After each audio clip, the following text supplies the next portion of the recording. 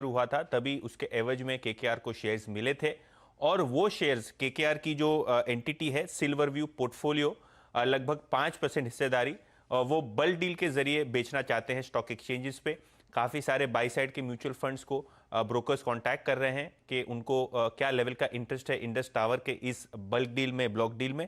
और जो road show हुए हैं उसमें फीडबैक यही आ रहा है कि पूरा हिस्सा केकेआर बहुत जल्द बाजार में बेच सकता है। आज अगर सुबह से ही देखें तो स्टॉक काफ़ी प्रेशर में है, लेकिन क्लियरली ये जो ट्रांजैक्शन होने जा रहा है एक्सचेंजेस पे ये बहुत बड़ा होगा।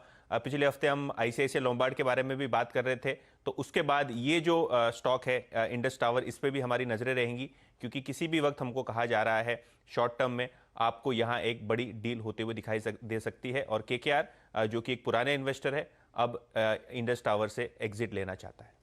चलिए, आपके सामने ये स्टॉक 305 रुपये 50 पैसे के आसपास स्क्रीन पर चलता हुआ दिख रहा है। एक चार्ट चेक यहाँ पर ज़रूर बनता है। गाबा साहब अगर जुड़े हुए हों तो उनसे रणनीति सेट करवाते हैं इंडस टावर्स पर। गाबा साहब, कुछ दिन पहले यहाँ पर हमने 325 का उच्चतम लेवल देखा था, बताइए अब चार्ट पर आपको कैसा लगता है? मुझे चार्ट पर लगता है इंडस टावर का जो चार्ट है वो बढ़िया ही है।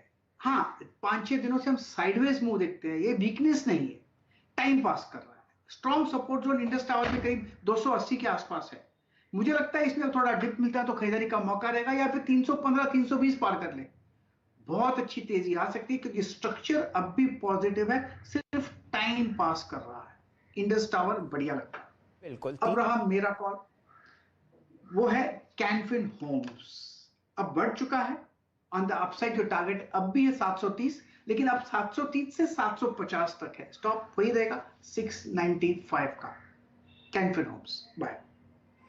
चलिए, ज़रा ध्यान इंडस टावर्स पर ही देते हैं। यहाँ पर कितना मार्केट कैपिटलाइजेशन यतिन जी, और इस ट्रांजैक्शन का साइज क्या होगा? तो शैल जी देखिए, जहां तक कि इंडस टावर्स का सवाल है, कुल मार्केट कैप आज की तारीख में लगभग 85,000 करोड़ है, 85,000 करोड़। और अगर आप लगभग 5% का हिस्सा बेच दें बाजार में तो 4-4.5 हज़ार करोड़ के आसपास की वैल्यू का ट्रांजैक्शन है, बहुत बड़ा ट्रांजैक्शन है। और 2007 से केकेआर लगातार भारतीय इंफ्राटेल में इन्वेस्ट कर रहा था, तो ये केकेआर का बहुत बड़ा ट्रांजैक्शन होगा, क्योंकि काफ़ी जगह पे हमने देखा है कि केकेआर अपने पोर्टफोलियोज में बदलाव ला रहा है, काफ़ी इन्वेस्टमेंट्स वो लिक्विडेट करते हैं रूटीन में, और इंडस टावर इनमें से एक है जहां एक्शन आपको देखने को मिल सकता है। तो ऑल टाइम हाई हम लोग लगभग 475 की इंडस टावर में ट्रैक कर रहे हैं, जो आपने सन 2015 में आती हुई देखी थी। और अब आप देखिए जिस हिसाब से कंसोलिडेशन आपको होता हुआ दिख रहा है पूरे के पूरे टेलीकॉम स्पेस में, तो अब ऑलमोस्ट 3 प्लेयर आपके सामने बाजार में हैं, और उनमें आपको इंडस टावर्स अपना जो टावर का नेटवर्क है किराए पर चलाता हुआ दिख रहा है। क्योंकि कंसोलिडेशन हो गया बाजार में, तो आप मान के चलिए कि यहाँ पर जो नए खिलाड़ी इस काउंटर में जुड़ते हुए दिखेंगे वो शायद लंबी अवधि में बढ़िया रिटर्न कमाएं।